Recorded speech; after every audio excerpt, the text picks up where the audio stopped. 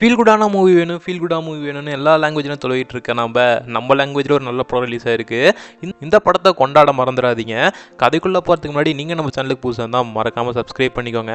பிளாட்டே ரொம்ப இன்ட்ரெஸ்டிங்காக இருக்கும். ஹீரோயினுக்கு ஒரே நாள் தான் மெமரி இருக்கும். அடுத்த நாள் எந்திரிச்சு பார்த்தா நீங்களா யாரான்னு கேட்குற அளவுக்கு இருக்கும். இப்படி ஒரு மெமரி லாஸை வச்சு 2 பேர் ஹீரோயினை லவ் பண்ண எப்படி கதை போகுதுங்கிறத பார்க்கலாமா? கதையோட ஸ்டார்டிங்கில் ஹீரோயினை தான் காமிக்கிறாங்க. எங்கேயோ வேக வேகமாக போயிட்டு இருக்காங்க. போகிறவங்க கிட்டலாம் ஃபோனை கேட்டால் அப்பாவுக்கு கால் பண்ணா அந்த சைடு சித்தி தான் ஃபோன் எடுக்கிறாங்க. ஃபோன் எடுத்தவங்க என்ன பேசுனாங்கன்னு தெரில. ஹீரோயின் வேக வேகமாக ஒரு மலையை நோக்கி போக அங்கேருந்து கீழே விழுந்துடுறாங்க. அப்படியே கட் பண்ணால் ஒரு 2 வாரத்துக்கு அப்புறம் காமிக்கிறாங்க. நம்ம ஹீரோயின் எந்திரிச்ச இனிமேல் கத்துறாங்க. என்னடா ஆச்சுன்னு வெளியே வந்து பார்த்தா நான் எங்கே இருக்கேன்னா சொல்லி கேட்டுட்டு இருக்கேன். அங்கே தான் நம்ம ஹீரோவை காமிக்கிறாங்க. ஹீரோ நான் தான் உன்னோட லவ்வர், நீயும் நானும் லவ் பண்ணுறோம், பதறாத அப்படிங்க சொல்லிட்டு இருக்க. அந்த டைமில் தான் டாக்டர் எம்எஸ் பாஸ்கரும் வராரு. உனக்கு மெமரி லாஸ்மா, உனக்கு ஒரு நாள் தான் மெமரி இருக்கும், அடுத்த நாள் உனக்கு எல்லாமே மறந்துடும். சரி நீயே நேற்று என்ன நினச்சேன்னு சொல்லுன்னு சொல்ல. அப்போ நம்ம ஹீரோயின் யோசிக்கிறாங்க. உண்மையாலுமே நான் ஒன்றா தான் லவ் பண்ணனாங்கிற மாதிரிலாம் கேட்க. அதுக்கப்புறம் இதே மாதிரி தான் ரொட்டீனாக காலைல நம்ம ஹீரோயின் எந்திரிச்சு கத்த, அதே மாதிரி இவங்களும் திரும்பி புரிய வைக்க இப்படியே நாள் போயிட்டுருக்கு. இதில் நம்ம ஹீரோயினை மியூசிக் கிளாஸுக்கு வேறு கூப்பிட்டு போகிறான்.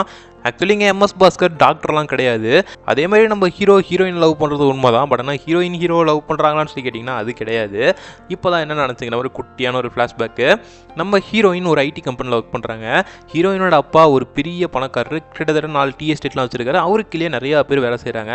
நம்ம ஹீரோயின் சிங்கிங் இந்த மாதிரிலாம் ஒரு ஆர்வத்தோடு சுற்றிட்டு இருக்கிறது ஹீரோயினோட அப்பாவுக்கு சுத்தமாக பிடிக்கல. அதனால் சரி கல்யாணம் பண்ணி வச்சிடலாமுங்கிற மாதிரி ஒரு முடிவு எடுக்கிறாரு. அதே டைம் ஹீரோயின் சிங்கர் பேண்ட்லலாம் சேர்ந்து இந்த மாதிரி சிங்கிங்கான காம்படிஷன்லாம் ட்ரை பண்ணிட்டு இருக்காங்க. அதே தான் ஹீரோயின் அவங்களோட அப்பாக்கிட்டே சொல்லியிருக்காங்க. நான் இந்த மாதிரி சிங்கர் ஆகணும் பெருசாக, அதுக்கப்புறம் தான் கல்யாணம் பண்ணிக்க போகிறேன், எனக்கு கொஞ்சம் டைம் வேணுங்கிற மாதிரி கேட்க. இதில் ஹீரோயினோட அப்பாவுக்கு சுத்தமாக ஈடுபாடு கிடையாது. அதே பேண்டில் ஹரிஷ்னு ஒருத்தருக்கான், அவனை தான் நம்ம ஹீரோயின் லவ் பண்ணிட்டு இருக்காங்க. அப்போ நம்ம ஹீரோ யாரான்னு சொல்லி கேட்டால் கிட்டத்தட்ட ஹீரோயினுக்கு அப்பா மட்டும்தான், அம்மா கிடையாது.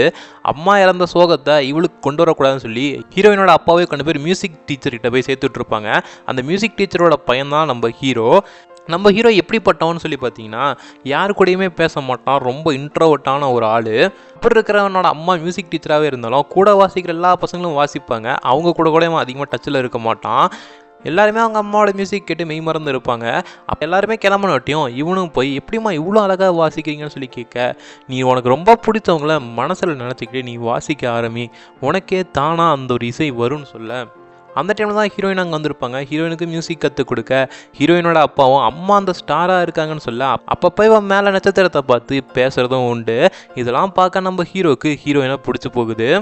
இதனால ஹீரோவும் ஹீரோயினை நினச்சிக்கிட்டு வாசிக்க ஆரம்பிக்க அவங்க அம்மாவும் நம்ம பையன் இவ்வளோ நல்லா வாசிப்பானாங்கிற மாதிரி ஆச்சரியத்தோட பார்த்துட்டு இருக்காங்க. அதே டைம் தான் அவங்களுக்கும் புரியுது இவனோட மனசில் யாரோ இருக்காங்கன்றதையும் புரிஞ்சுக்கிறாங்க.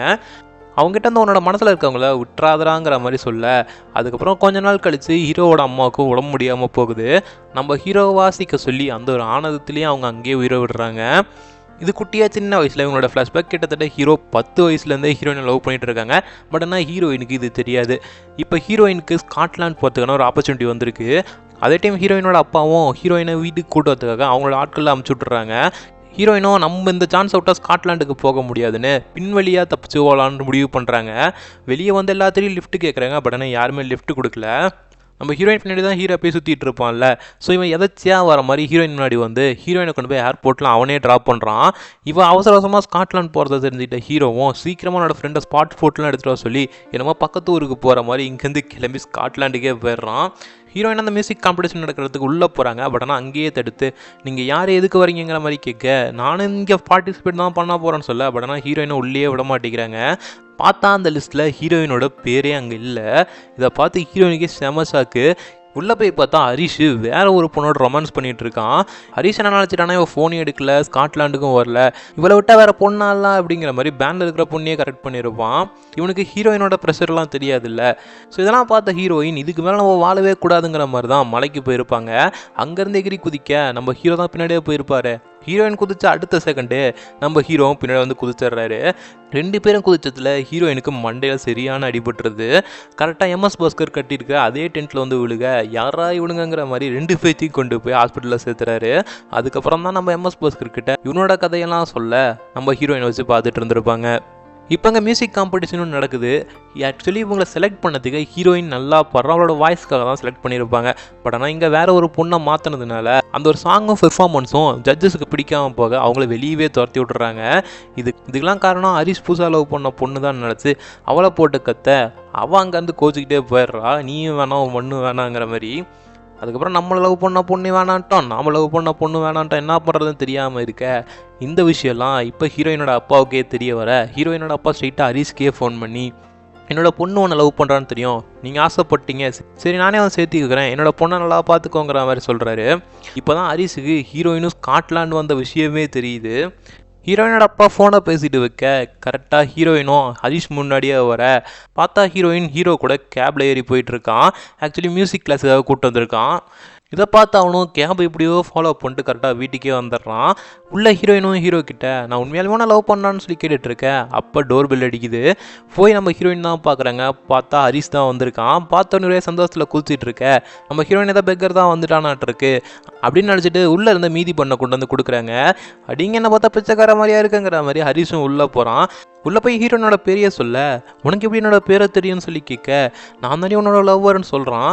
இல்லை இவன் தான் என்னோட பாய் ஃப்ரெண்டுன்னு சொல்ல யார் சொன்னான்னு சொல்லி கேட்டா அவன் தான் சொன்னாங்கிற மாதிரி சொல்ல அப்புறமேட்டு ஹரிஷ் இருக்கிற ஃபோட்டோலாம் எடுத்து காமிக்க அந்த இடத்துக்கு டாக்டர் வந்துடுறாரு. இவன் என்னோட பேஷண்ட்டு தாங்கிற மாதிரி அங்கே எம்எஸ் பாஸ்கர் எல்லாத்தையும் சமாளிச்சு சரி ஃபஸ்ட்டு போய் ரெஸ்ட் எடுப்பாங்கிற மாதிரி ஒரு மயக்கம் மருந்தையும் அவனுக்கு கலந்து கொடுத்து ஹரிஷை தூங்க வச்சிடுறாங்க. நைட்டாக அவன் ஃபோனில் வந்து எல்லா ஃபோட்டோஸையும் டெலீட் பண்ணிடுறாங்க. அதே டைம் ஹரிஷ் ஹீரோயினோட மெடிக்கல் ரிப்போர்ட்டை பார்த்துருப்பான்.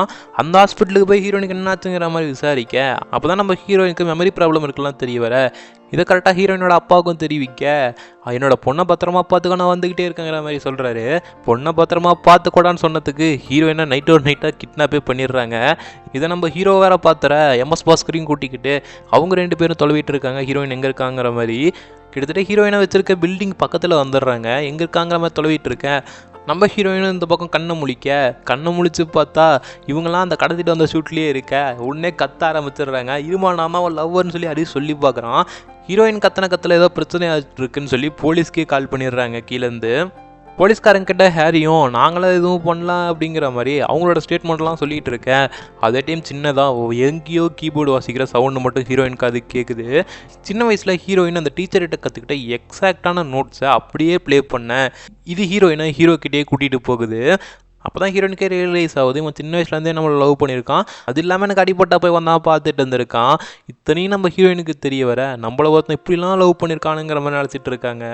ஹீரோயின் ஆசைப்படுறதுனால அந்த காம்படிஷனுக்கு எப்படியாவது இவ்வளோ கலந்துக்க வைக்கணுங்கிறதுக்காக ஹீரோ அந்த காம்படிஷனுக்கு கூட்டிகிட்டு போகிறான். அங்கே போனால் இவ்வளோ உள்ளேயே விடலை. ஹீரோவும் ஹீரோயின் வாசிட்டு அந்த வீடியோலாம் எடுத்து காமிக்கிறான். அப்போ கூட அவங்கள உள்ள ஹீரோயினும் இந்த வீடியோலாம் பார்த்துட்டு நமக்காக இவன் இவ்வளோ பண்ணியிருக்கானேன்னு சொல்லி அங்கே வெளியே பாடிட்டு இருப்பாங்க. அவங்க கிட்ட இருந்த மைக்கை வாங்கி ஹீரோயின் பாட ஆரம்பிக்கிறாங்க. ஆனால் கடைசி வரைக்கும் காம்படிஷனில் ஹீரோயின் நல்லா பாட முடியல. வீட்டுக்கு போனோடனையும் ஹீரோ லவ் பண்ண ஆரம்பிச்சிருப்பாங்கல்ல, அதெல்லாம் அடுத்த நாள் மறந்துடக்கூடாதுன்னு அதை ஒரு செல்ஃபி வீடியோவாட்டம் எடுத்துகிட்டு இருக்காங்க. நம்ம ஹீரோயின் வீடியோ எடுத்துகிட்டு இருக்கேன். அதே டைம் இந்த பக்கம் ஹரிஷ் அப்பாவை கூப்பிட்டு வந்துடுறான். ஹரிஷ் இந்த வீடியோ எடுக்கிறத வர பார்த்துட்டு வந்தவனுமே ஹீரோவை போட்டு அடிக்க ஆரம்பிச்சிடுறாரு. நம்ம ஹீரோயின் உள்ள புந்து தடுக்க ட்ரை பண்ணுறாங்க. அந்த டைமில் ஹீரோயினை தள்ளி விட திருப்பியும் பள்ளத்தில் கீழே விழுந்துடுறாங்க. அதை பார்த்து நம்ம ஹீரோவும் உடனே கயிறை கட்டிக்கிட்டு உள்ளே குதிச்சிடுறாரு. ஒரு கட்டத்தில் ஹீரோயின் ஒரு கவையில் மாட்டிக்கிட்டு இருக்க அவனும் கஷ்டப்பட்டு கிட்ட போகிறான். உடனே அதுக்குள்ளே கவை உடஞ்சிருது. அவனும் இன்னும் கொஞ்சம் தூரம் போய் ஹீரோயினுக்கு அந்த ஒரு கயிறில் நாட்டெலாம் போட்டு ஹீரோயினை மேலே எடுத்துடுறாங்க கயிறு மூலியமா. உடனே காப்பாற்றின இவனை அங்கேயே விட்டுடுறாங்க. இவன் அந்த கவை உடஞ்சி கீழே விழுக இவனுக்கு செமையாக அடி விழுவுது. இப்போ 2 பேத்தையுமே கொண்டு போய் ஹாஸ்பிட்டலில் சேர்த்துருக்காங்க. ஹீரோயினுக்கு திருப்பி மண்டையில் நல்லா பலமாக அடி விழுந்திருக்கு போல். அதனால இவங்களுக்கு பழசெல்லாம் ஞாபகம் வந்துருச்சு. இவங்க ஹீரோவை லவ் பண்ணது கூட ஞாபகம் இருக்குது.